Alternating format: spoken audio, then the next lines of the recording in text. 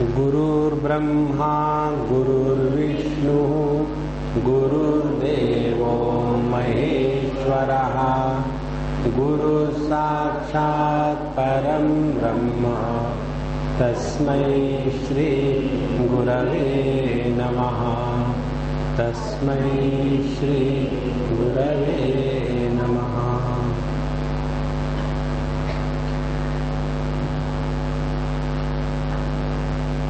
हम लोगों को इस दुनिया में ऐसे विचित्र व्यक्तित्व मिलते हैं, बाहर से देखो तो उनके जीवन में बड़ी सफलता है और वो सफलता उनको मिलती है दुष्कृत्यों के साथ। गुंडागर्दी करेंगे, मारेंगे, पीटेंगे और फिर भी वो जीवन में सफल है। तो ऐसे जो व्यक्तित्व है, इसका सबसे बढ़िया उदाहरण था हमारे वृत्रासुर।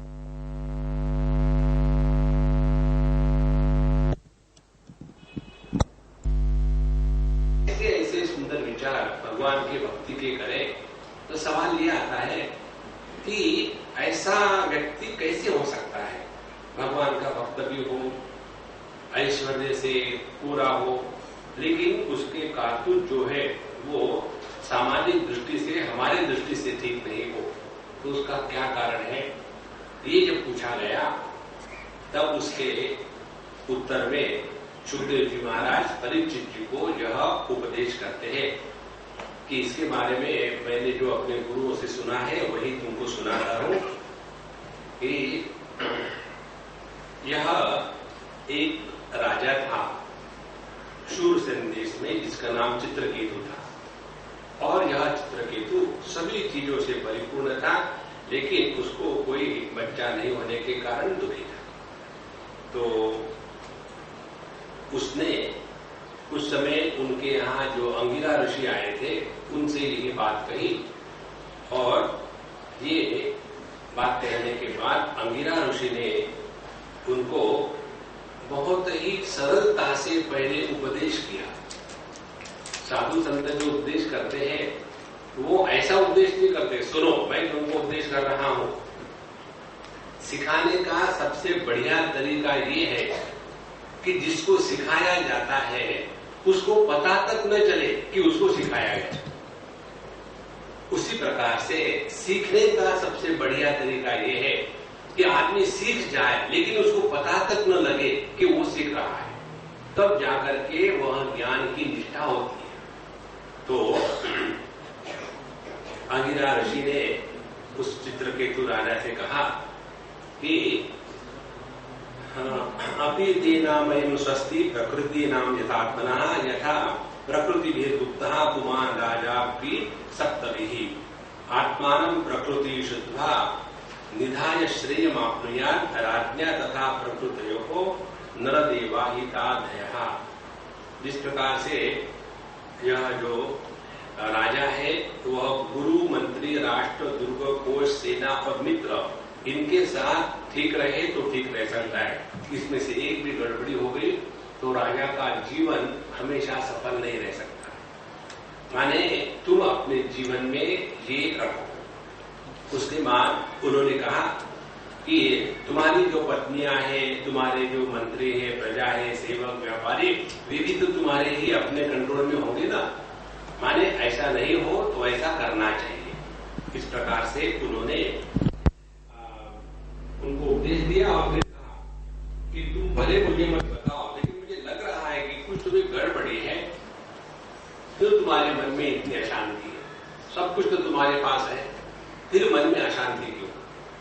तो इसके उत्तर में अब चित्रकेतु राजा बताते हैं कि भगवन् किम न विदितम तपो ज्ञान समाधिभिः योगिनाम ध्वस्त पापानां बहिरंत शरीरेषु।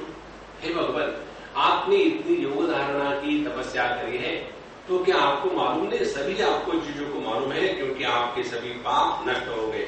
पापों का नष्ट होने का तात्पर्य क्या है? पापों के नष्ट होने का तात्पर्य है जब हम इस जगत में व्यवहार करते हैं तब उस समय हमारे वैयक्तिक राग द्वेष हमारे अंतःकरण पर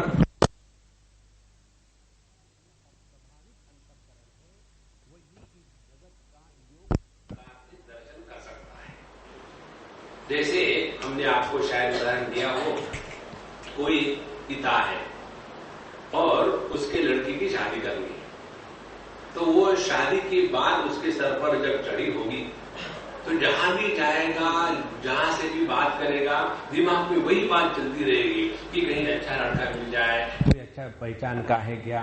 क्योंकि उस एक वस्तु ने, एक विषय ने उसके मन पर इतने जबरदस्त संस्कार कर दिए हैं कि वह इस जगत में दूसरी कोई बात सोच ही नहीं सकता। इसीलिए हम यदि इस जगत में परमात्मा का दर्शन करना चाहते हैं तो ये बात आवश्यक है, हमारे मन में जगत के किसी वस्तु व्यक्ति का प्रभाव ना हो, ताकि हम जगत का यथार्थ दर्शन कर सके। इसी को कहते हैं पाप की निवृत्ति। तो यही पाप की निवृत्ति साधु संतों के जीवन में तपस्या, योग, धारणा, ज्ञान इत्यादि के द्वारा हो करके वे जब इस जगत में व्यवहार करते हैं, विचरण करते हैं, तो बिना किसी के बताए उनको अपने आप सब मैसेजेस आ जाते हैं और इसीलिए उनके शब्दों में शक्ति होती है, इसीलिए उनके शब्दों में हमको मार्गदर्शन करने का प्रभाव होता है। तो राजा ने कहा, आप तो इस प्रकार से है, सब आपके पाप नष्ट हो चुके हैं, माने शुद्ध अंतःकरण है। जैसे शुद्ध, पवित्र और साफ सुथरे दर्पण में हमारा प्रतिबिंब परफेक्टली दिखता है, उसी प्रकार से शुद्ध अंतःकरण में सामने आने वाले व्यक्ति का जो चित्र है अंतःकरण का स्पष्ट नजर में आ जाता है। तो तथापि पृच्छतो ब्रूयाम ब्रह्मन्नात्मनि चिंतितम भवतो विदुषिश्चापि चोदितस्त्वद अनुज्ञया। फिर भी आप मुझे पूछ ही रहे हो कि मेरी चिंता का कारण क्या है, तो मैं आपकी आज्ञा और चोदितम माने आपकी आज्ञा के द्वारा प्रेरित होकर के आपको बताऊंगा। और कहते हैं लोकपालैहि अपि प्रार्थ्या साम्राज्य ऐश्वर्य संपदा न नंदयन्त्य प्रजम माम त्रुट काम मिवा परे। इस जगत में मुझे क्या नहीं मिला, सब कुछ मिला है। ऐश्वर्य है, राज्य है, संपत्ति है और जो चीजें बड़े बड़े लोकपालों ने मिलती सब मुझे मिल चुकी है, और फिर भी मेरे मन में शांति नहीं है। और इसका एक ही कारण है कि मेरी कोई संतान नहीं है, और इस संतान न होने के कारण मैं तो दुखी हूं ही, और जो पितर लोग हैं उनको पिंडदान भी नहीं मिलेगा, इसलिए वो भी दुखी है। तो आप हमको ऐसा कुछ करिए कि हमको संतान हो जाए। उस पर सुखदेव जी महाराज कहते हैं इत्यर्थित स भगवान कृपालुर ब्रह्मण सुतः श्रपयित्वा चरुत्राष्टम त्वष्टारम अजयत विभु ज्येष्ठा श्रेष्ठा च या राज्ञो महेशीणाम च भारत नाम नाम कृतद्युति तस्य यज्ञोच्छिष्टम अददात द्विजः। तो उन्होंने अंगिरा महर्षि ने योग्य प्रकार का यज्ञ किया और त्वष्टा के लिए योग्य प्रकार का चुरु का निर्माण किया, और वो चुरु भगवान को अर्पण करने के बाद जो प्रसाद के रूप में बचा है, उनकी जो बड़ी पत्नी थी चित्रकेतु की, जिसका नाम कृतद्युति था, उसको दिया। और उसके बाद कहा, ये बहुत महत्व की बात है, कहते हैं अथाह नृपतिम राजन भवतैकस्त्वमात्मजः हर्ष शोक प्रदस्तुभ्यम इति ब्रह्मसुतो ययौ। उन्होंने ऐसा करके वहां से चले गए। कैसा कह करके कि राजा अब तुमको एक बहुत बढ़िया बच्चा होगा, लड़का होगा, और वो तुम्हारे सुख दुख का कारण होगा। ऐसे मत समझ लेना कि बच्चा होगा तो सुखी सुख मिलेगा। हाँ, सुख दुख प्रदव दोनों भी मिलेंगे। यदि हम अपने इस सिद्धांतों को स्वीकार करें, इस जगत से केवल आपको आनंद चाहिए, तो केवल परमात्मा से ही मिल सकता है। दुनिया से सुख के साथ दुख निश्चित जुड़ा हुआ है, क्योंकि यह जो दुनिया है यह सुख दुखात्मक है, द्वंद्वात्मक है, और हमारा यही प्रयत्न रहता है कि दुनिया में रहेंगे और केवल सुख मिलेगा, तो यह असंभव प्रतिष्ठान है, अनुष्ठान है। तो ऐसा कह करके उन्होंने वहां से गमन कर लिया, चले गए। उसके बाद राजा ने उस पत्नी को, जो बड़ी थी, सब गुणों से अच्छी थी, उसको खाने को दे दिया, और धीरे धीरे उसके पेट में गर्भ होने लग गया, और फिर वो बड़ा हुआ, और फिर वो बच्चे का जन्म हो गया। उसके बाद सब देश में, राजा में, सब में बिल्कुल मस्ती ही मस्ती, आनंद का वातावरण। और फिर उन्होंने बहुत बड़ा दान धर्म किया, ब्राह्मणों से आशीर्वाद लिए और स्वस्ति वाचन करवाया, सब उसके जात संस्कार जो है वो करवाए। उस प्रकार से धीरे धीरे धीरे धीरे वो बच्चा बढ़ने लग गया। अब हम बच्चे के बढ़ने के लिए ज्यादा राह नहीं देखेंगे। जब वो बच्चा 3-4 साल का हो गया तो उस समय स्वाभाविक है कि राजा और उसकी जो रानी जिसने बच्चा दिया वो दोनों हमेशा साथ साथ रहने लगे, और बाकी उसकी जितनी भी रानियां थी वो अपने आप तिरस्कृत हो गई। माने उसने कुछ कहा नहीं कि मैं तुमसे प्यार नहीं करता हूं, लेकिन सभी का सभी समय अपने उस रानी के पास, बच्चे के पास जाने लग गया। और इस समय ये जो माताएं थी, उनकी पत्नियां थी, भयानक, उन्होंने एक दूसरों में अब कुछ ना कुछ करना शुरू कर दिया।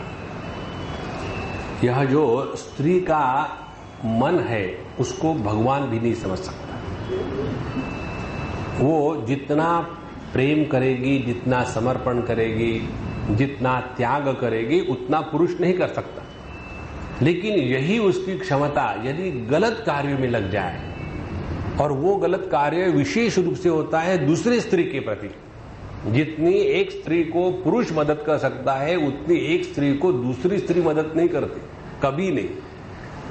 तो जब उस पहली रानी को पुत्र होने के बाद महात्म्य मिला तो बाकी की रानियां उसकी दुश्मन बन गई, और वो इस प्रकार से विचार करने लगी, धिक प्रजाम स्त्रियम पापम पत्युश्च गृह सम्मताम सुप्रजाभिः सपत्नीभिः दासीमिव तिरस्कृताम। हम जो बिना बच्चे की औरतें हैं, हमारा धिक्कार हो, हमको दासी के जैसा भी यहाँ आदर इत्यादि नहीं है। और इस प्रकार से वो हमेशा एवं सदैह्यमानानाम सपत्न्या पुत्र संपदा, यह जो अंदर दैह्यमाना, अंदर अंदर सब जल रही थी, ऐसी उन्होंने पत्नियों ने एक साजिश की।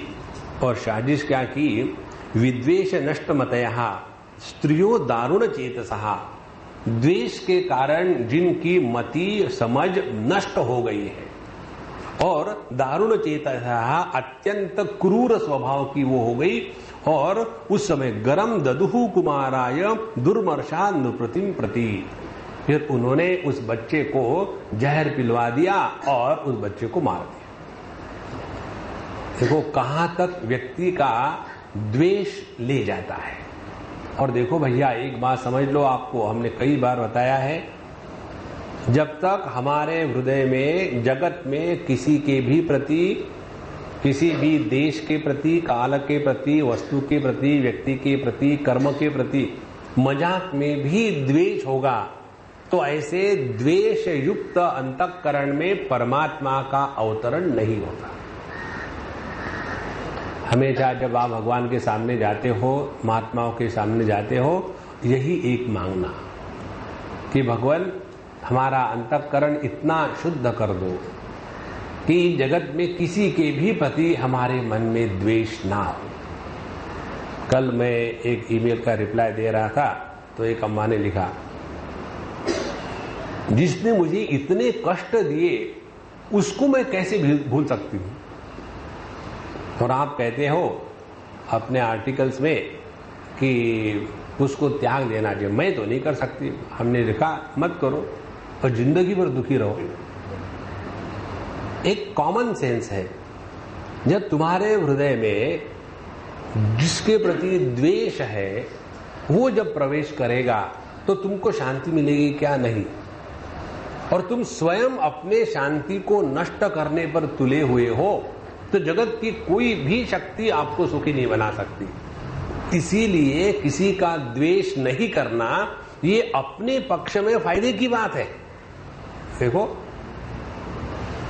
और यदि हमको ये बात समझ में आ गई कि हमको अपने अंतःकरण को शुद्ध पवित्र रखना है, जैसे जिसके कपड़े साफ सुथरे हैं और जिसको अपने साफ सुथरे कपड़ों का ध्यान है, वो कहीं भी जाकर के नहीं बैठता, उसी प्रकार से जिसको अपने शुद्ध अंतःकरण के महात्म्य का ज्ञान है वह व्यक्ति जगत में किसी भी वस्तु के प्रति राग द्वेष निर्माण करके अंतःकरण को गंदा नहीं करेगा। ये जिस दिन बात समझ में आ जाएगी, समझ लेना भगवान की बड़ी कृपा हो गई। क्योंकि शुद्ध अंतःकरण को वसुदेव कहते हैं। वसु माने जहां वास होता है, देव माने प्रकाशात्मक। तो जो सच्चिदानंद परमात्मा है उसकी अभिव्यक्ति के स्थान को कहते हैं वसुदेव शब्द, जो है शुद्ध अंतःकरण के लिए उपयोग में लाते हैं। और ऐसे शुद्ध अंतःकरण में परमात्मा का अवतरण होता है और इसीलिए भगवान कृष्ण का नाम है वासुदेव। जो वसुदेव का पुत्र है वो वासुदेव। तो वसुदेव है शुद्ध अंतःकरण। इसीलिए अपने तरफ से जगत में किसी के भी प्रति द्वेष बुद्धि ना हो, और द्वेष यदि हो और उसके प्रति आप यदि उदासीन रहे तो धीरे धीरे वो द्वेष नष्ट हो जाता है। लेकिन उसको खाद पानी देते रहे, उसके बारे में चिंतन करते रहे, उसकी अच्छाई बुराई का दूसरों के साथ चिंतन करके डिस्कशन करके प्रूव करे कि वो कैसा खराब है और द्वेष करने योग्य है, इसके द्वारा हम अपने ही अंतःकरण को गंदा कर रहे हैं। यही बात इन सभी स्त्रियों की हो गई थी। एक केवल स्त्री को पुत्र हुआ और पुत्र के कारण ऐसा हुआ तो ठीक है, उसके प्रति द्वेष शुरू हो गया बच्चे के प्रति, और उसको गरम ददुहु कुमाराय, उस छोटे बच्चे को गरम माने विष दे करके उन्होंने मार दिया। और उसके पश्चात एक बार उसकी जो माँ थी बच्चे की कृतज्ञ थी, उसने अपने दासी से कहा कि देखो मेरा बेटा कहाँ है, कब से मैंने देखा नहीं उसको, जरा ले आओ उसको। तो जब वो दासी गई उसको लाने के लिए उसके कमरे में, तो देखा तो वो मरा पड़ा है। तो वो बड़ी दुखी हो गई और वहीं से रोना धोना शुरू हो गया कि बच्चा तो मृत हो गया। जब ये बात समझी तो वो रानी आई, वो भी बहुत दुखी हो गई और अनेक प्रकार के आलाप विलाप करने लग गए। ऐसा जब हो गया तो फिर यही बात पहुंची राजा के पास। तो राजा भी बहुत ही दुखी हो गया और किसी भी प्रकार से वो समझ में नहीं आ रहा था उसके कि क्या करे क्या नहीं करे। और अपने उस रोती हुई रानी को देख करके वह जब रानी कहने लगी तो राजा इस प्रकार से सुन रहा था। तो कहने लगे, अहो विधातस्त्वमति व बालिशः। जब आदमी दुखी हो जाता है ना तो भगवान के दोष निकाल करके भगवान को गाली देने में कम नहीं करता, और इसीलिए भगवान बिना कान के आप गाली देते रहो, उनको कोई फर्क पड़ता नहीं। क्योंकि जब आप गाली देते हो तो उसकी पहली सुनवाई अपने ही कानों में होती है, भगवान को नहीं सुनने को आता, बिना कान के। तो उन्होंने भगवान को डांटना शुरू कर दिया कि हे भगवान, हे विधाता, जिसने दुनिया बनाई, तुम बड़े बच्चे जैसे हो, बालिश हो, तुमको ये भी समझ में नहीं आता कि तुम तो अपनी सृष्टि को बढ़ाना चाहते हो और उसी के विरुद्ध व्यापार कर रहे हो। कोई जगत में नियम वियम है कि नहीं? बूढ़े बूढ़े तो मरते नहीं, और जवान को मार दिया, बच्चे को मार दिया। इस प्रकार से वो गुस्से में आकर के, दुख में आकर के उल्टी सीधी बातें करने लग गई। और उसके बाद कहती है कि यदि बिना किसी नियम के कुछ होता नहीं, कर्म के सिद्धांत के अनुसार सब होता है, तो आपकी क्या जरूरत है? आप हो तो सब ठीक होना चाहिए। इस प्रकार से वो पहले भगवान को डांट दी और फिर अपने बच्चे के मृतदेह के तरफ देख करके रोने लग गई कि बेटे उठ के आजा, देखो मैं तुम्हारे सिवा नहीं रह सकती हूँ और तुम अपनी आंखें खोलो और सभी के सभी तुम्हारे लिए रो रहे हैं, इसलिए आजा, कुछ खा लो, मेरा दूध पी लो। और इस प्रकार से उसने बहुत ही दुख से उस बच्चे के साथ बात करी। तो ऐसे किसी के कहने से कोई लौट कर नहीं आता, ध्यान से सुनना। और यदि आ भी जाए तो जो जिंदा है वो डरेंगे, अरे बाप रे आ गए। अब वो वास्तविक एक भूत है। हम आपको एक इसके बारे में अनुभव बताते हैं। एक जगह हम थे, वहां बहुत अच्छा घर है और ऐसा हुआ कि उनके लड़की की शादी होनी थी। अब वो लड़की 22 साल की थी, 22 से लेकर के 26 साल तक, 4 साल तक उस लड़की ने राह देखी घर की सुपर दादी माँ मर जाए, क्योंकि वो इस प्रकार से थी कि कब मरेगी पता नहीं, लेकिन मर नहीं रही थी। तो कुछ फिक्स करे और अपशकुन हो जाए, इसलिए बोले कि थोड़ी देर रुकेंगे। अब 1 दिन हो गया, 2 दिन हो गया, 3 दिन, 4 साल हो गए और इसकी विकेट डाउन ही नहीं होती, चल रही है। तो उसकी ऐसी स्थिति थी, एक बार वो मर गई। मरने के बाद उसको नीचे निकाला और कंबल पर सुलाया। वहां बाम्बू की जो चटाई होती है ना, उस पर सुलाते थे वहां के पद्धति के अनुसार, और जैसे बांधते हैं ऐसे बांध करके फिर वो देह को ले जाते हैं जलाने के लिए। तो ऐसा जब किया तो वहां उसको रखा और फिर वो पंडित जी आकर के जो मंत्र कहने लग गए, और वो फिर कहती है, आप लोग क्या कर रहे हो?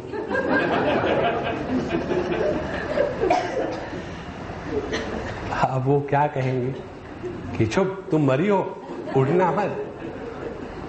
और फिर वो उठ के बैठी, बोले मैं मरी नहीं हूं, ये हटाओ यहां से, मैं थोड़ी मरी हूं।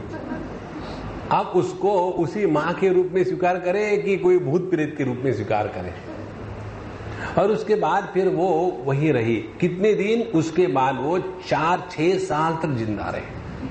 पहले इतना लंबा देह था उसका, धीरे धीरे बुढ़ापे में देह सुकड़ता है, हाइट कम होती है, तो धीरे धीरे उसका देह कम हो गया और पड़ी रहती थी। और चम्मच से उसके बच्चे 70 साल के, तो उसको चम्मच से पानी पिलाते थे, ग्लूकोज वाटर पिलाते थे, और वो इतनी ताजी एकदम, सिर्फ देह में तक शक्ति नहीं थी लेकिन आंखों में बड़ा तेज। और फिर मैं वहां जाता था, उसको भगवत गीता सुनाता था पूरी की पूरी, केवल पाठांतर। तो यदि कोई मरने के बाद वापस आ जाए बुलाने के बाद, तो स्वीकार करना भी कठिन है, इसीलिए लोग आते नहीं।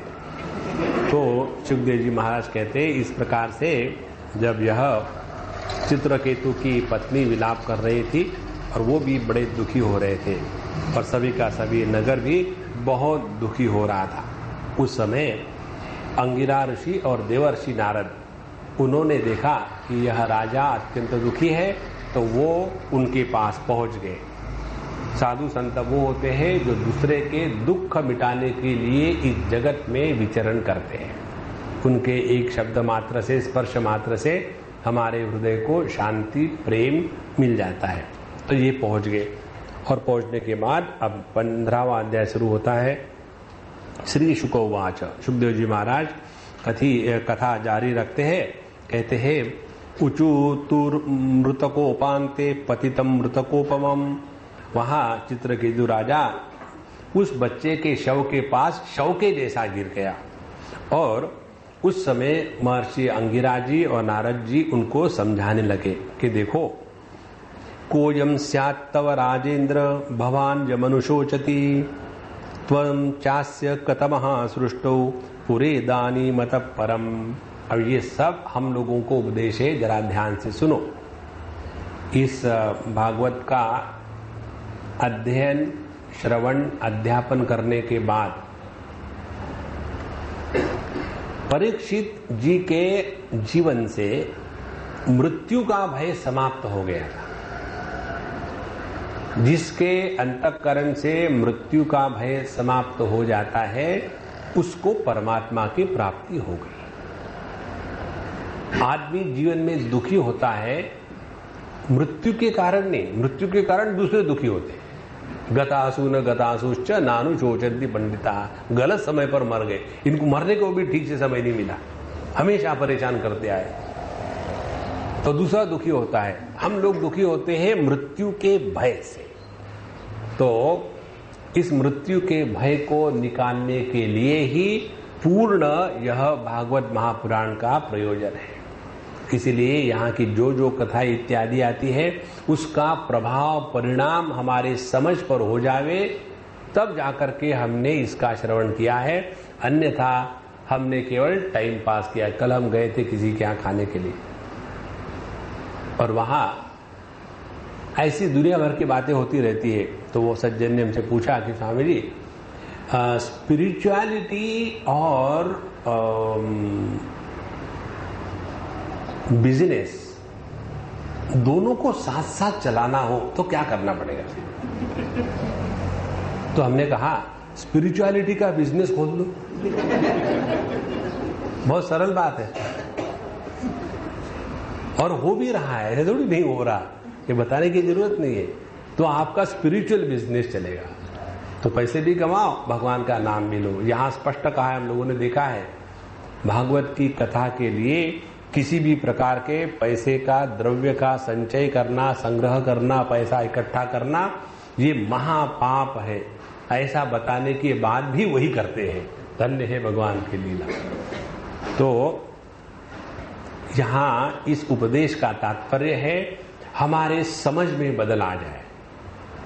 जिसके समझ में बदल आ गया है उसी ने सत्संग किया है। अन्यथा जैसे हम भी टाइम पास कर रहे हैं, आप भी टाइम पास कर रहे हैं, पढ़ाने के बाद हम में भी कोई बदल नहीं और सुनने के बाद आप में भी कोई बदल नहीं, तो दोनों क्या कर रहे हैं? टाइम पास कर रहे हैं, बाकी कुछ नहीं। क्योंकि हमको दूसरा कुछ काम है ही नहीं और जब तक ये बोलेंगे नहीं तब तक खाने को कोई देगा नहीं, इसीलिए हम बोलते रहते। और आप लोगों को भी दूसरा काम नहीं है, इसीलिए आकर के सुबह सुबह खा करके सोते रहो अच्छी तरह से, वो छोड़ करके यहाँ आकर के भगवत कथा सुन रहे। नारायण। अच्छा महाराज, अब इसका प्रभाव अपने अंतःकरण पर होना चाहिए, इसलिए इस कथा का महात्म्य है। तो कहते हैं, देखो राजेंद्र, तुम जिसके लिए रो रहे हो उसके बारे में विचार करो। कोयम स्यात् तव राजेंद्र, ये बच्चा जिसके लिए तुम रो रहे थे, ये बच्चा तुम्हारा है कौन?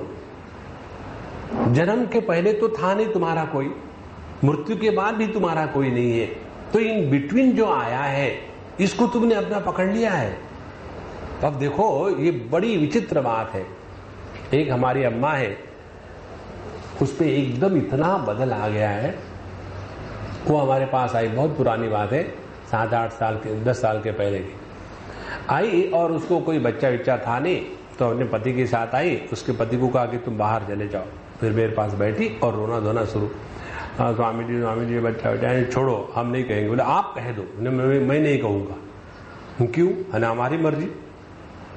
और फिर हमने कहा देखो, मैं तुमको अम्मा अम्मा अम्मा कह रहा हूं, फ्री में दाढ़ी का बच्चा मिल रहा है बिना किसी प्रसूति वेदना के, उसको तो तुम स्वीकार नहीं कर रही हो, और जो है नहीं उसके लिए दुख कर रही हो।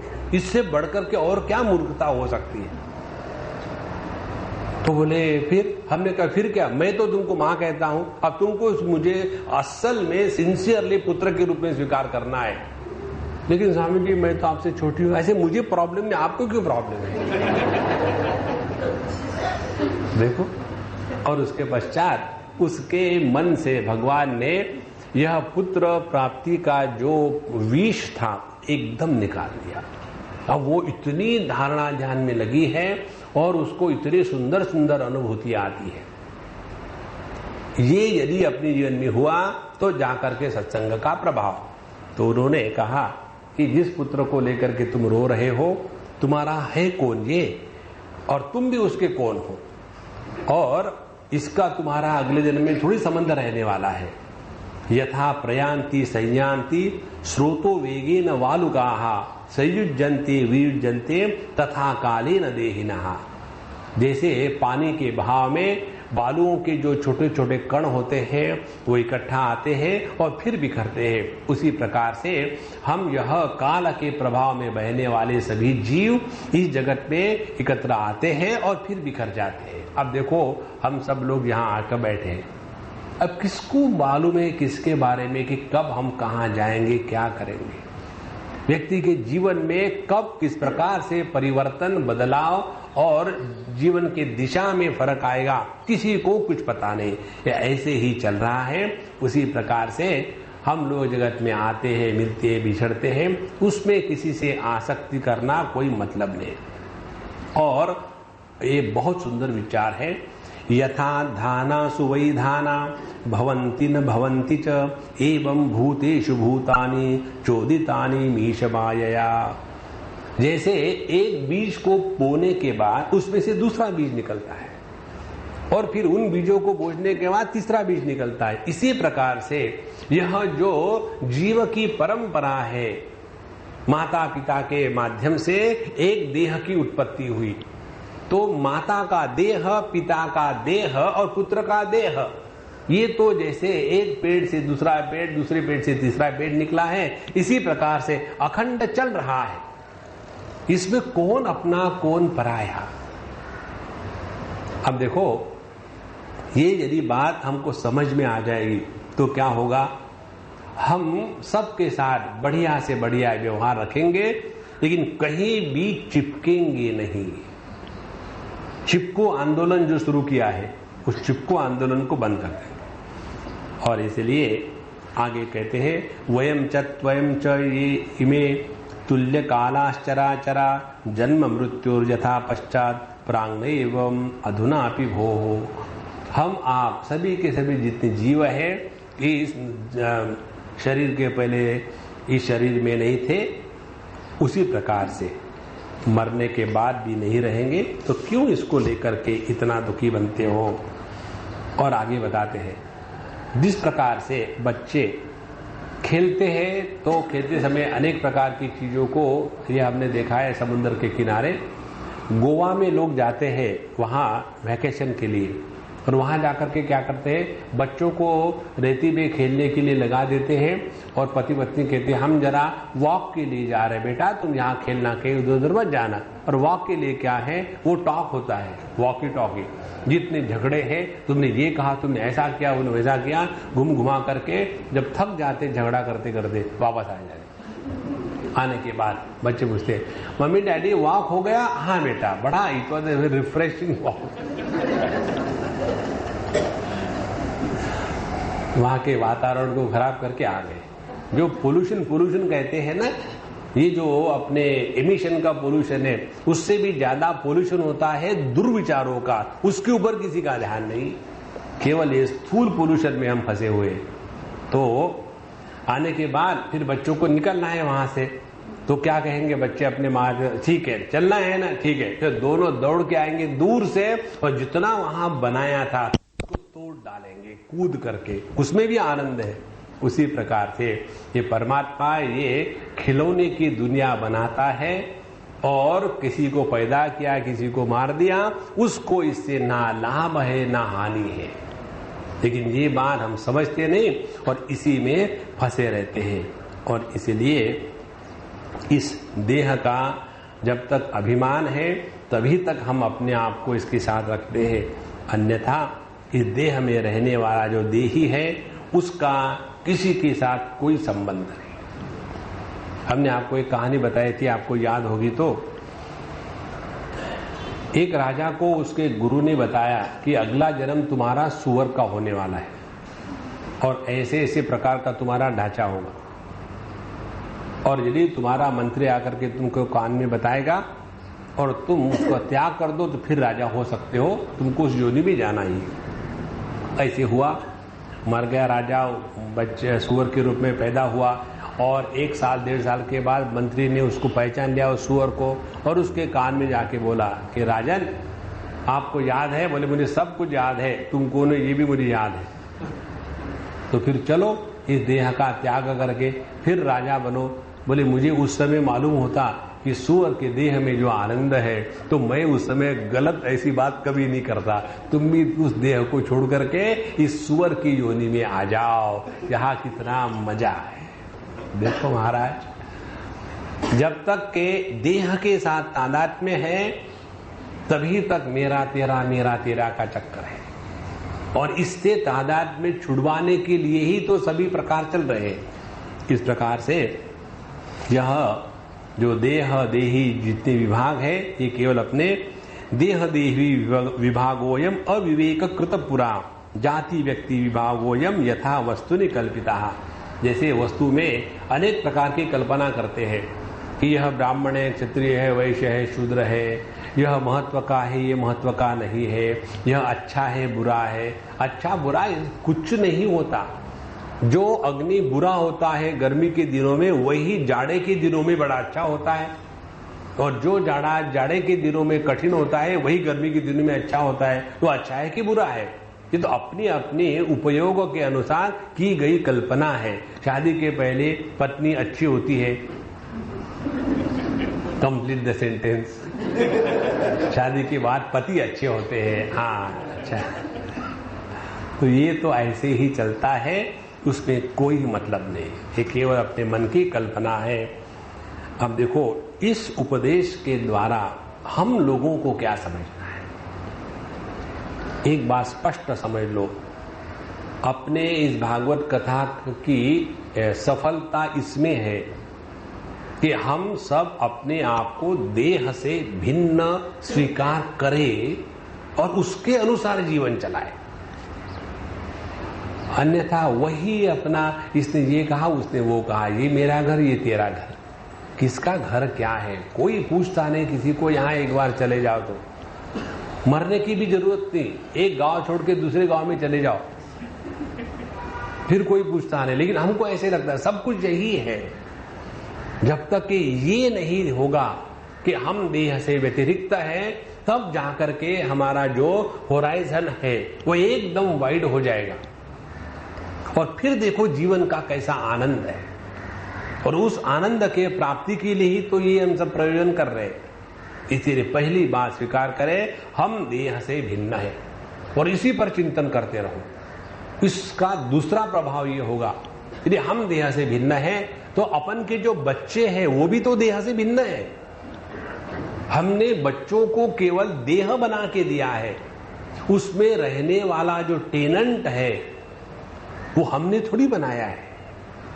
लेकिन ऐसे लगता है कि पुत्र मेरा है, अपना देह नहीं तो पुत्र कहां से होगा? तो एक बार ये बात समझ में आ जाए तो देखो इस जगत में हल्के फुल्के रहेंगे। और एक और अगली बात, हम सबको अपने माँ बाप मालूम है, किसी किसी को दादा दादी नाना नानी मालूम है, बहुत कम ऐसे हैं कि जिनको परदादा इत्यादि मालूम है, और रेयर कोई होगा भाग्यवान या दुर्भागी, पता नहीं क्या कहूं, कि उसको अपने सुपर डीलक्स दादा दादी इत्यादि मालूम है। उनके पीछे कोई था, इसके बारे में कितने बार विचार हमारे मन में आया कि हमारे 7वीं पीढ़ी में अमुक अमुक था? कोई भी नहीं, बिल्कुल नगण्य। उसी प्रकार से अपन का होने वाला है 4-5 पीढ़ियों के बाद। लेकिन इस समय ऐसे लगता है कि बस सब कुछ यही है, निकल जाओ बाबा इसमें से, तब जाकर के मन प्रभु के चरणों में लग सकता है। और चाहे प्रभु के चरणों में लगाने की तत्पद की साधना करो या अपने स्वरूप को पहचानने की त्वम पद की साधना करो, कि जब मैं देह से भिन्न हूं तब बात आती है फिर मैं कौन हूं। और फिर अपने जीव अपने स्वरूप का जब चिंतन करने लग जाता है तब पता चलता है कि जीव नाम की कोई वास्तविक वस्तु नहीं है, केवल परमात्मा ही सत्य है। इस प्रकार से जब सब बातें अंगिरा ऋषि ने सुनाई तो सुखदेव जी कहते हैं कि जो चित्रकेतु था वो थोड़ा बहुत सुधर गया, संभल गया, और उसने अपना मुंह मोह पोंछ करके राजा बोला, चित्रकेतु महाराज बोले, उसने अपना मुंह मोह पोंछ करके राजा बोला, चित्रकेतु महाराज बोले कि भगवान आप तो ये साधारण वेश में रहने वाले कोई अत्यंत दिव्य महापुरुष सिद्ध पुरुष लगते हो, और इसीलिए आप ये आकर के मुझे बता रहे हो, बताइए आप कौन हो। और फिर उन्होंने बहुत सारे साधु संतों के नाम दिए। 11वें श्लोक में कहते हैं, चरंती ही अवनौ कामम ब्राह्मणा भगवत प्रिया मादृशाम ग्राम्य बुद्धि नाम बोधयोन्मत्त लिंगिना। आपके जैसे साधु संत इस पृथ्वी पर विचरण इसलिए करते हैं कि मेरे जैसे जो अज्ञानी पुरुष है उनको इस अज्ञान से छुटकारा देने के लिए। और फिर जैसे शरद कुमार, नारद, रुपु, अंगिरा, देवल, असित इत्यादि सभी के सभी है, ये इस कार्य के लिए ही पृथ्वी पर विचरण करते हैं। ध्यान से सुनना। इसीलिए साधु संतों को इस जगत में रहने का भगवान का विधान यही है कि उनके द्वारा लोगों के मन के जो गलत फहमियां हैं, जो गलत अंडरस्टैंडिंग है, उसको निकालना एकमात्र काम साधु संतों का है, दूसरा कोई नहीं। और वो छोड़ करके यदि बाकी कामों में लग जाए तो फिर वह साधु के नाम पर कलंक है। इसीलिए कहते हैं कि तस्माद् युवाम ग्राम्य पशोर्मम मूढ़धिया प्रभु अंधे तमसी मग्नस्य ज्ञान दीप उदीर्यताम। इसलिए आप मुझे, मैं जो अज्ञानी हूँ, अंधकार में फंसा हुआ हूँ, आप मुझे ज्ञान दीप दे करके योग्य मार्ग पर ले आइए। कुछ समय अंगिरा ऋषि कहते हैं, अहम ते पुत्र कामस्य पुत्र दोस्म्यंगिरा नृप एष ब्रह्मसुत साक्षात् नारदो भगवान ऋषि इत्थं त्वां पुत्र शोकेन मग्नं तमसि दुस्तरे अतर्दहन् मनुस्मृत्य महापुरुष गोचरम् अनुग्रहाय भवतः प्राप्ता वामिह प्रभो ब्रह्मण्यो भगवन् भक्तो नावसीदतुम अर्हति। तुमको याद नहीं होगा, लेकिन मुझे याद है जब तुमको बच्चा नहीं था तो कितने तुम रो रहे थे, और उस समय मैंने सोचा तुमको कुछ उपदेश करूं, लेकिन उस समय तुम उपदेश सुनने की मनस्थिति में नहीं थे, इतने फंसे हुए थे अपने ही इस दुख में। और दुख क्या है? स्वयं का निर्मित होता है दुख। ध्यान से सुनो, भगवान दुख निर्माण नहीं कर सकते, वो आनंद स्वरूप है। तो जो दुख है ये भगवान के प्रकृति का है, भगवान के सृष्टि की वस्तु नहीं है। भगवान के सृष्टि में केवल आनंद है, केवल मौज है, केवल मस्ती है। ये जो जितना भी दुख है यह जीवकृत है, और कैसा है? स्वयं उसने निर्माण किया है। और इसीलिए दुख के निवृत्ति का जो भार है, जो जिम्मेदारी है, वो जीव पर ही है, भगवान पर नहीं है। क्योंकि भगवान के मैंने तो निर्माण ही नहीं किया, मैं क्यों उठाऊं? जैसे कहीं जगह जाकर के कचरा फेंक दिया हो किसी ने, और आप बता भाई उठाओ, और मैं क्यों उठाऊं? मैंने थोड़ी फेंका है। उसी प्रकार से हमने अपने जीवन में दुख गलत समझी से निकाल दिए है, निर्माण किए हैं, और भगवान को भगवान हमारे दुख को हटाओ, हट तुम हट जाओ, हम नहीं हटाएंगे। भगवान ने चारों तरफ बोर्ड लगा दिए, स्वच्छ मुंबई। नारायण। तो उस समय तुमको मैं उपदेश करता भी तो भी समझ में नहीं आता। और एक बात समझ लो, यदि तुम भगवान के भक्त हो, एक, यदि तुम समझदार हो, दो, यदि तुम योग मार्ग का अभ्यास कर रहे हो, तीन, और यदि तुम कर्मयोगी हो, चार, तो चारों प्रकार के व्यक्तियों के जीवन में दुख का आना असंभव है। जो कर्म करके अपने को कर्म योगी समझता है और दुखी रहता है, वो कर्म रोगी है, योगी कहां है? और जो योगाभ्यास करके दुखी रहता है वह भी योगाभ्यासी नहीं है, क्योंकि जितना उसका योगाभ्यास है केवल थोड़ी बहुत शक्तियां प्राप्त करके लोगों पर रोब जमाने के लिए है, वो योगाभ्यासी नहीं है। उसी प्रकार से जो भगवान का भक्त है, भगवान की भक्ति करके उनके भक्त होकर के दुखी होना, इससे बढ़कर के भगवान का बड़ा अपमान कुछ हो ही नहीं सकता। और चौथी बात है, हम अपने को यदि ज्ञानी समझे, तत्व की बात करते रहे, हमेशा तत्व की बात, सच्चिदानंद परमात्मा ये है, वो जगत मिथ्या है। कल परसों एक व्यक्ति ने पत्र लिखा मुझे कि आप लोग कहते हो ये जगत मिथ्या है, इल्यूजन है, और सब जगह में दुख बुख चल रहा है, तो कुछ समझ में नहीं आता क्या करें, क्या हम भी संन्यास ले लें? तो हमने उसको कहा कि देखो महाराज, पहले अपने ही शब्दों को समझो। तुमको जब मालूम है कि सूर्य की गति नहीं है, वो स्थिर है, और पृथ्वी की गति सूर्य पर सुपर इम्पोज या अध्यारोपित होती है, और इसीलिए सूर्य का उगना और ढल जाना दिखता है, ये समझने के बाद क्या सूर्योदय और सूर्यास्त दिखता नहीं? फिर भी दिखता है। उसी प्रकार से ये जगत मिथ्या है, ये समझने के बाद भी ये जगत ज्यों का त्यों दिखेगा। तो फिर हम क्या करें? केवल ये समझ लो ये जगत मिथ्या है, तो इससे तुमको संन्यास लेने की कोई आवश्यकता नहीं है। क्योंकि किसी ने कहा कि मैं वंध्यापुत्र से बात नहीं करूंगा। अरे भैया, वंध्यापुत्र माने जो है ही नहीं, तो उससे बात करने का सवाल कहां आया? तो यह जो जगत जिसको हम मिथ्या कहते हैं, जगत को मिथ्या तो कहेंगे, लेकिन जगत के वस्तु व्यक्तियों को, संकल्पों को लेकर के दुखी होते हैं, यह वदतो व्याघात है। अपनी ही जबान हम स्वयं काट रहे हैं। इसलिए जिसने ये चारों मार्गों में से कोई भी मार्ग ले लो, इसमें आपको दुखी होने का अधिकार नहीं है, ये तात्पर्य। इसलिए भैया, या तो सत्संग मत करो, और यदि कर रहे हो तो आपने अपना एक अधिकार खो दिया है, दुखी होने का अधिकार। सत्संगी बने रहो और दुखी बने रहो, ये असंभव है।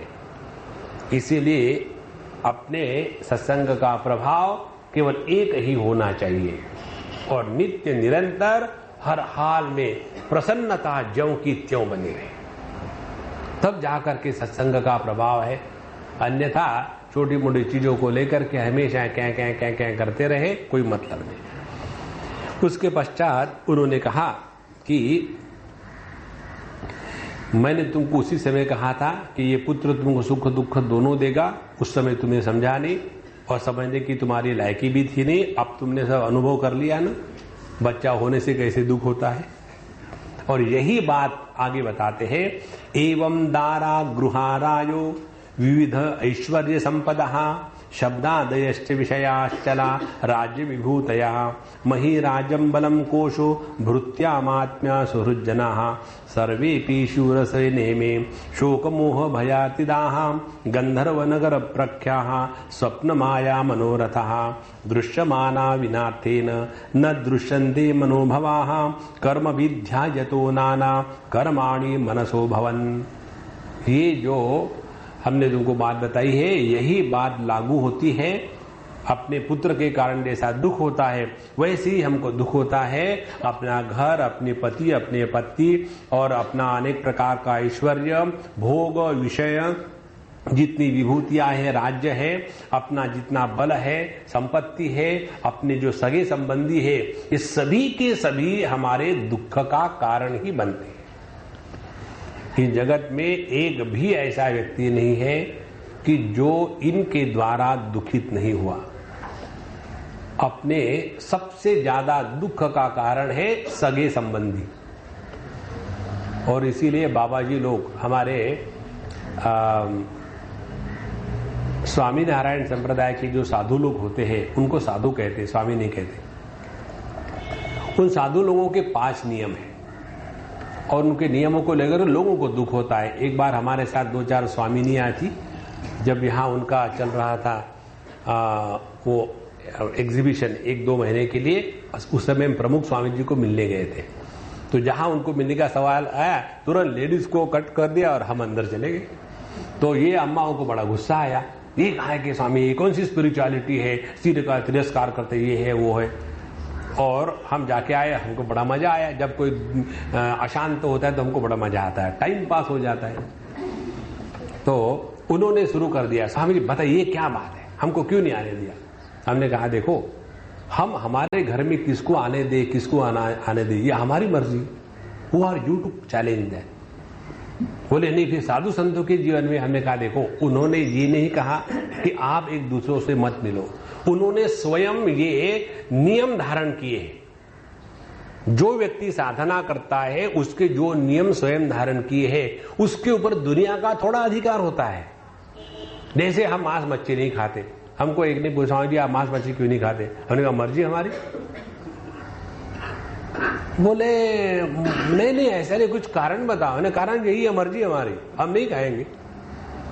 नहीं तो उसको जस्टिफाई शुरू कर दो, देखो मांस मच्छी खाने से तमोगुण बढ़ जाता है, और उसके बाद यदि ये करेंगे तो उसका जो मारते हैं तो उसके जो बुरे संस्कार हैं वो तुम्हारे देह में आ जाते हैं। ये केवल अपने बुद्धि की दरिद्रता है, उसका कोई कारण कुरण नहीं है।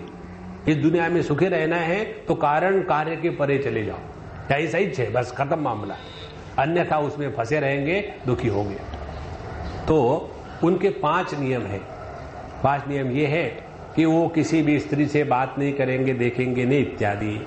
दूसरा, सिले हुए कपड़े नहीं पहनते, केवल बिना सिले हुए कपड़े, इसलिए लुंगी और ऊपर से अंग वस्त्र पहनते हैं। और तीसरी बात यह है कि वो पैसे को स्पर्श नहीं करते। और चौथी बात यह है उनकी कि जब वो खाना खाते हैं तो सभी खाना इकट्ठा डाल करके, पानी डाल करके मिक्स कर लेते हैं और लिक्विड खिचड़ी के जैसा पी जाते हैं। और पांचवी बात यह है कि वो अपने जितने रिश्ते नाते वाले हैं उनसे बात नहीं करेंगे, उनको पत्र नहीं लिखेंगे, उनके साथ सभी संबंध विच्छेद करेंगे। और ये उनके अपने नियम है, हमको उन पर ऑब्जेक्शन देने की क्या जरूरत है। और उसके पीछे ये सिद्धांत है, जगत में जिसको भी आपने पकड़ के रखा है वही आपको दुख देगा। और इसीलिए हे राजन, इससे अपने आप को हटाओ। उसके पश्चात कैसे हटावे? क्या डाइवोर्स ले ले, दूर भाग जाए? हाँ, वो करने की कोई जरूरत नहीं। ये समझ लो कि ये गंधर्व नगर के जैसा एक केवल अपने मन का विलास कल्पना मात्र है। ये बात स्पष्ट समझ में आ जाती है। शादी हो गई, हम एक दूसरे के सिवा नहीं रह सकते। Made for each other, mad for each other, mad at each other, 3rd stage. और उसके बाद फिर एकदम सेपरेट हो जाएंगे। डाइवर्स हुआ माने क्या हुआ? पहले कल्पना करी थी हम 2 और केवल 2, और अभी कल्पना करी है हम अलग और हम सुखी। हुआ कुछ भी नहीं है, ये केवल अपने मानसिक प्रक्षेपण है। इसीलिए इस संपूर्ण जगत को इस प्रकार से समझ लो तो ये जगत त्याज्य ही है, हमको त्याग करने की आवश्यकता नहीं है। जैसे हम यहां हमारे नारंग साहब के छत्र छाया में आते हैं और हम जंगे, देखो हमने शारदा संगीत विद्यालय का त्याग कर दिया। प्रभु, आपका था कभी कि जब त्याग कर दिया है? ये तो उनका बड़प्पन है कि हम लोग जहां एकत्र होकर के भगवत चिंतन करते हैं। उसी प्रकार से ये दुनिया की कौन सी चीज ऐसी है कि जिसको हम अपना कह करके पकड़ के रखें? अपनी हो तो त्याग की बात है ना। हम दूसरी को, पत्नी को नहीं कह सकते तलाक तलाक तलाक। वो कहेंगे कि excuse me, are you playing proxy or what? तलाक करना तो पत्नी अपनी होनी चाहिए, तब उससे तलाक होता है। उसी प्रकार से इस जगत का त्याग करने का तात्पर्य इतना ही है, ये समझ लो बाबा, इस दुनिया में जब हम आए थे तो कुछ नहीं था अपने साथ, जब जाएंगे सब वैसे के वैसे ही चले जाएंगे। तो इन बिटवीन कायों को पकड़ करके अपने सर पर बोझा लखाए रखे हैं। इस ज्ञान के साथ इस जगत में रहो, तब जाकर के जीवन में मस्ती आती है। अन्यथा हम, चाहे आप गृहस्थ रहो, घरों में पकड़े बंधे रहो, या हमारे जैसे बाबा जी रहे आश्रमों में, अपने शिष्यों में, अपने भक्तों में, और सब्जी खरीद करके सब्जी खाना बनाने में, दोनों की बात भिन्न नहीं है, एक ही है। ये सब से निकलना माने केवल समझना मात्र है। कभी भी कोई वस्तु अपनी नहीं थी, ना कोई वस्तु अपनी है, ना कभी कोई अपनी वस्तु रहेगी। इस समझ के साथ अपना टाइम पास करो। जिसको हम टाइम पास करते आप लोगों को लाइटली लगता है, लेकिन सत्य यही है। यही बात चैतन्य महाप्रभु कहते थे। अच्छा, फिर तो ठीक ही होगा। आप जब कहते कैसे ठीक होगा? चैतन्य महाप्रभु कहते थे, उनको पूछा था किसी ने कि आप ये प्रस्थान त्रयी पर अपना भाष्य क्यों नहीं लिखते? क्योंकि सभी आचार्य संप्रदाय के जो प्रमुख आचार्य होते हैं उन्होंने भाष्य लिखा है, उपनिषदों पर, भगवत गीता पर, ब्रह्म सूत्र पर, तो आप भी अपने प्रकार से भाष्य लिख दो। तो उन्होंने कहा ये पूरा भागवत महापुराण वो इन्हीं सभी पर भाष्य है, अलग से लिखने की जरूरत नहीं। तो फिर आप दिन भर ये भगवान का नाम क्यों लेते रहते हो, कृष्णा कृष्णा कृष्णा कृष्णा? बोले टाइम पास करने के लिए। उन्होंने टाइम पास की जगह संस्कृत का शब्द प्रयोग किया था, कालक्षेपण के लिए। अच्छा, कालक्षेपण के लिए, अरे राम, उसी को अंग्रेजी में टाइम पास कहते हैं। कुछ नहीं करना है दुनिया में, देखो कैसा आनंद बना रहता है। जब तक के हमको कुछ करना है, कुछ प्राप्त करना है, तभी तक हम कर्म और कर्म के बंधन में फंसे रहेंगे।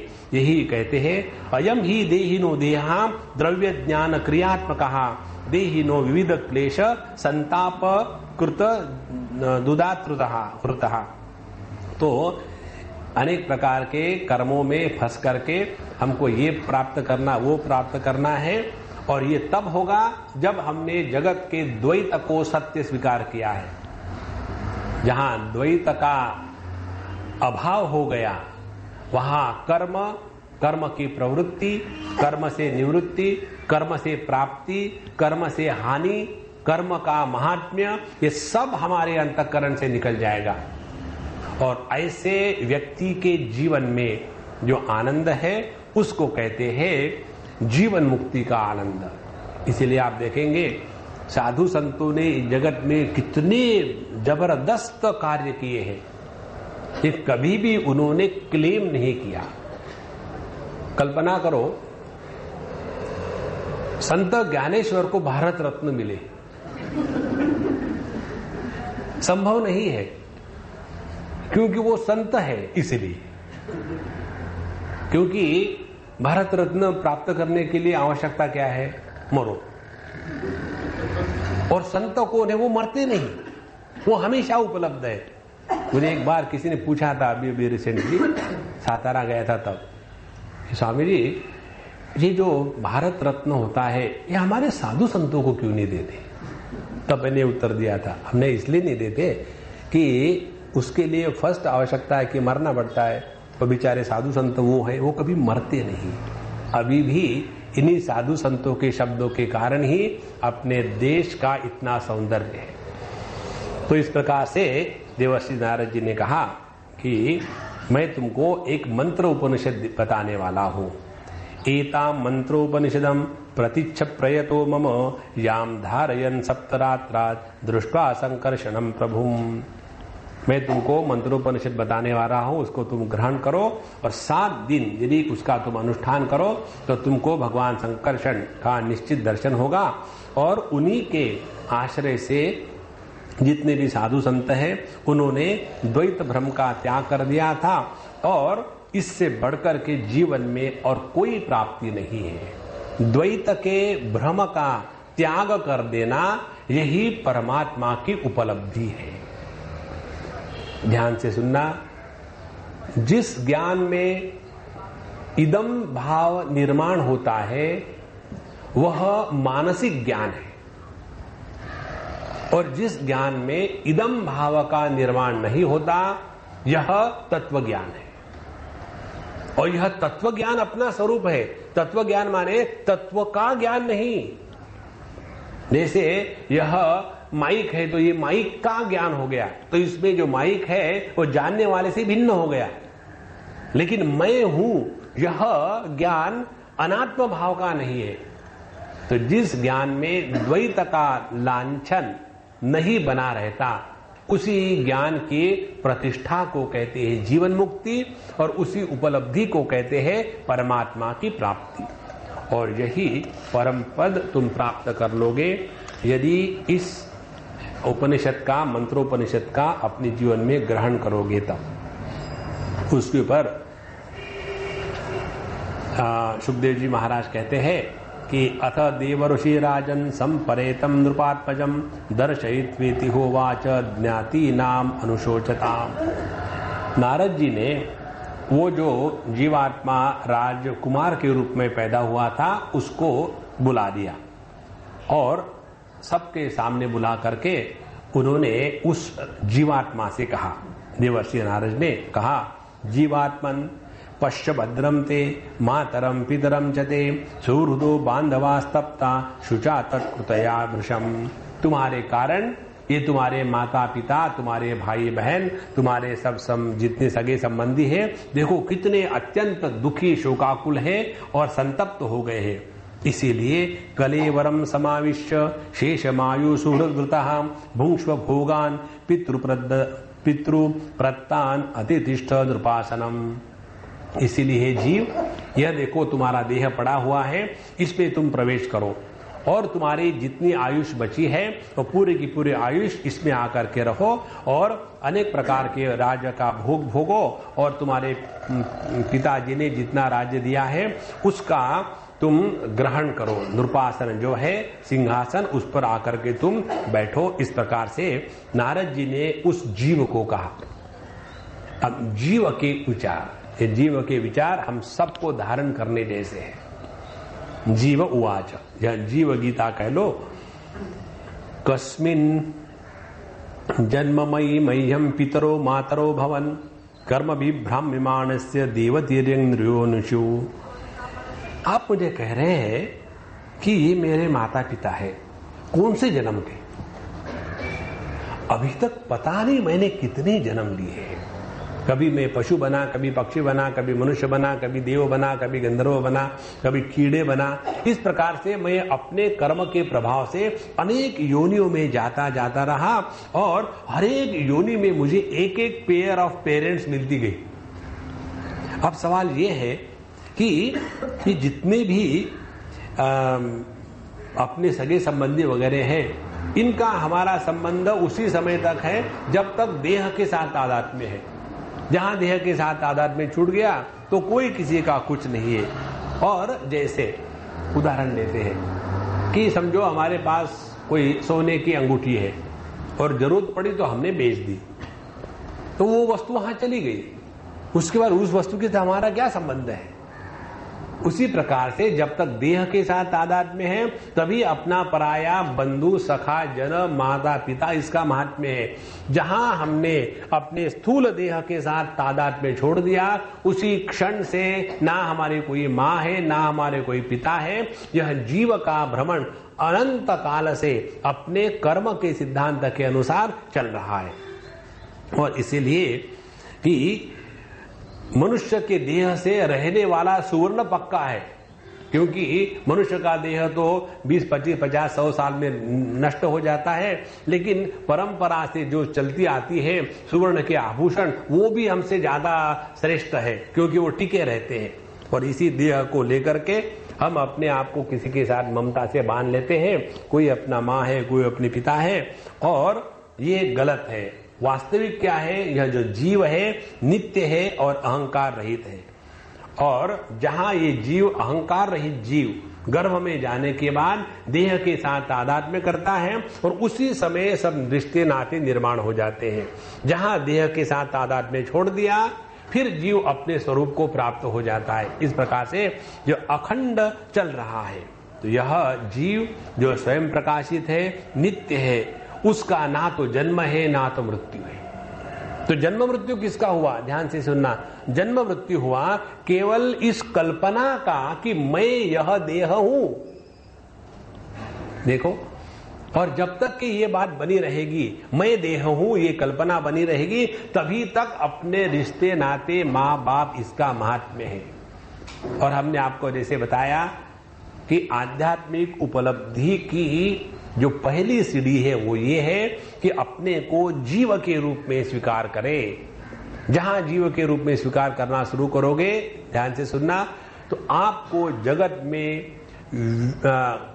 मनुष्य देह, पशु देह, पक्षी देह ये नहीं दिखेगा। हम आपको हमारे शिरडी बाबा की कहानी बताते हैं।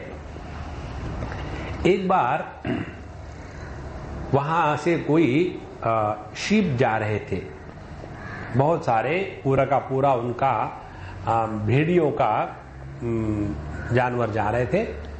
तो उसमें से उन्होंने 2 को बुलाए, इन दोनों को ले आना। ले आए, उसकी कीमत चुका दी 16, 32 रुपए। उन दिनों में उसकी कीमत 8 आने भी नहीं होगी। तो उनके साथ जो लोग थे उन्होंने कहा, देखो बाबा को पैसे की बिल्कुल कीमत नहीं है, इतने इतने पैसे दे करके खरीद लिया, लेना ना देना। वो हंसते रहे, बोले नहीं कोई। बोले ऐसा करो, इन दोनों के लिए दाल ले आना, चने की 1-1 किलो, 1-1 किलो दाल ले आए, इसको खिला दी। और जब वो खा गए तो ये बड़े खुश हो गए। बोले ठीक है, तुमको गुस्सा आ रहा था ना, इनको वापस कर दो, उस धनकर को वापस कर दिया। पैसे भी गए, जानवर भी गए, दाल भी गई, और ये मस्त रहे। तो फिर उन्होंने कहा, देखो ये 2 जो थे ना, ये पिछले जन्म में भाई थे। और बड़ा अच्छा इनका जीवन था। लेकिन दोनों में झगड़ा हो गया और झगड़े के कारण ये मृत्यु होने के बाद फिर इस देह में आए। तो मैं तब से उनको जानता हूं। जब इस पे मैंने उनको देखा कि बाकी वीडियो के साथ जा रहे हैं तो मुझे उन पर दया आई और इसीलिए मैंने उनको बुला करके ये किया। ये कौन कर सकेगा? जिसका अपने देह के साथ तादात्म्य नहीं है वही दूसरे देह में रहने वाले जीव को पहचान सकता है, अन्यथा नहीं। और इसीलिए जब तक हम अपने आप को जीव के रूप में स्वीकार नहीं करेंगे तब तक के अपनी साधना प्रारंभ ही नहीं हुई। और जहां हमने इसको स्वीकार कर लिया है तो अपने अंतःकरण से मृत्यु का भय हमेशा के लिए निकल जाएगा। और जिसके जीवन से मृत्यु का भय निकल गया है वही जी रहा है, बाकी तो जीते जी मुर्दे है। नारायण। तो यह जो जीव है यावद यत्र उपलभ्येत तावस्तत्वं ही तस्य तत् एष नित्यो अव्ययः सूक्ष्मः एष सर्वाश्रया स्वद्रुप आत्ममाया गुणरे विश्वम आत्मानं सृजति प्रभु। तो यह जो जीव है ये स्वतंत्र है, यह परमात्मा स्वरूप है। अध्यान से सुनना। जैसे एक मनुष्य है, ये उदाहरण मैं देता हूं, समझने में आसानी होगी, आपका सबका अनुभव है। मनुष्य है, सुखी है, कोई प्रॉब्लम नहीं, उसके दिमाग में कीड़ा आ जाता है, what is a life without a wife. अब ये क्या भगवान ने निर्माण किया है? और उसके बाद फिर वो एक कन्या को पकड़ लेता है कि बस सब कुछ मेरे लिए यही है, तुम्हारे सिवा मैं जिंदा नहीं रह सकता हूं। डायलॉग ही डायलॉग है। तो ये होने के पश्चात उस लड़के में पति निर्माण हो गया। अब वो जो लड़का है शादी करी तो सुख के लिए, लेकिन मिलता है दुख, ये जगत का नियम है। तो दुखी कौन हो रहा है? दुखी वो लड़का नहीं हो रहा है, उस लड़के से पैदा हुआ जो पति है वो दुखी हो रहा है। देखो कितनी सरल बात है। तो यदि उस लड़के को अपने ओरिजिनल आनंद को प्राप्त करना है, लौटाना है, तो क्या करना चाहिए उसने? डाइवोर्स। हाँ, डाइवोर्स करोगे तो दूसरी शादी करोगे। डाइवोर्स से कोई सफलता नहीं मिलती। फिर क्या करें? उसी के साथ रहो, लेकिन lightly. Don't take life seriously. उसने आपको कहा कि मूर्ख हो, तो उसने सत्य ही कहा, तो उसके साथ शादी क्यों करते? उसमें ट्राई टू अंडरस्टैंड। और जितना अपने ये अध्यारोपित व्यक्तित्व के साथ रहते हुए भी अपने स्वरूप में निष्ठा प्राप्त करके रहो, उसी को कहते हैं मनुष्य का जीवन। नहीं तो वो है पति का जीवन। इसीलिए पतित पावन सीताराम। तो यह जो जीव है यही परमात्मा स्वरूप है। माने वही परमात्मा जब परिच्छिन्न उपाधि के माध्यम से अभिव्यक्त हो करके तादात्म्य का नाटक करता है तो उसी परमात्मा को जीव कहते हैं। ये लड़का जब उस लड़की के साथ तादात्म्य का नाटक करता है तब उसको पति कहते हैं। देखो सरल सरल है। तो जो भी पैदा होता है कभी मैरिड पैदा नहीं होता। Everybody is born bachelor. इसीलिए जो मैरिड जीवन है वह एबनॉर्मलिटी है। और इस एबनॉर्मलिटी में कोई भी आदमी सुखी नहीं रह सकता। जैसे अभी आप बैठे हो, सबको समझो शीर्षासन करके बैठना है, तो you can never be comfortable, it is abnormality. उसी प्रकार से एकमेवा द्वितीय जो सच्चिदानंद पर ब्रह्म परमात्मा है, उसने जहां देह के साथ तादात्म्य किया वो एबनॉर्मलिटी निर्माण हुई और उसी को कहते हैं जीव भाव। इसीलिए दो स्टेजेस में से हमको निकलना है। पहला जीवत्व और दूसरा जीव भाव। जीवत्व है हम इस दुनिया में रह करके अपने सुख दुख को जस्टिफाई करके उससे निकलने के लिए बड़े दुखी रहते हैं, प्रयत्न करते हैं। यह है जीवत्व। जीव भाव क्या है? अपने जीव का स्वरूप पहचानना। ये दो स्टेजेस है।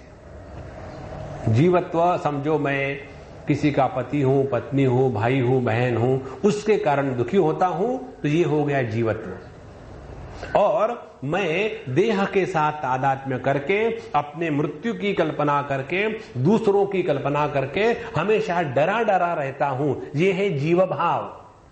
तो पहले जीवत्व का तिरस्कार करना है और बाद में जाकर के जीव भाव का समापन होगा, तब जाकर के आत्म स्वरूप का दर्शन होता है। और जब तक ये नहीं करेंगे तब तक के हम साधना कर रहे, केवल दिल बहलाने के लिए गालिब ख्याल अच्छा है। तो ना दत्त आत्मा ही गुणम न दोषम न क्रियाफलम उदासीन वदासीन परावर दृगीश्वर। जो हमारा स्वरूप है ना तो किसी गुण के साथ जुड़ा है, ना दोष के साथ जुड़ा है, ना किसी क्रिया का करता है, ना अकर्ता है। इन सब से हट करके इन सब का जो प्रकाशक है, इन दो शब्दों को पकड़ लो, जो प्रकाशक होता है वो प्रभावित नहीं होता, और जो प्रभावित होता है वह प्रकाशक नहीं रहता। जैसे हमारी आंखें रूप रंग को प्रकाशित कर रही है, और इसीलिए किसी भी रूप रंग के द्वारा प्रभावित नहीं होती।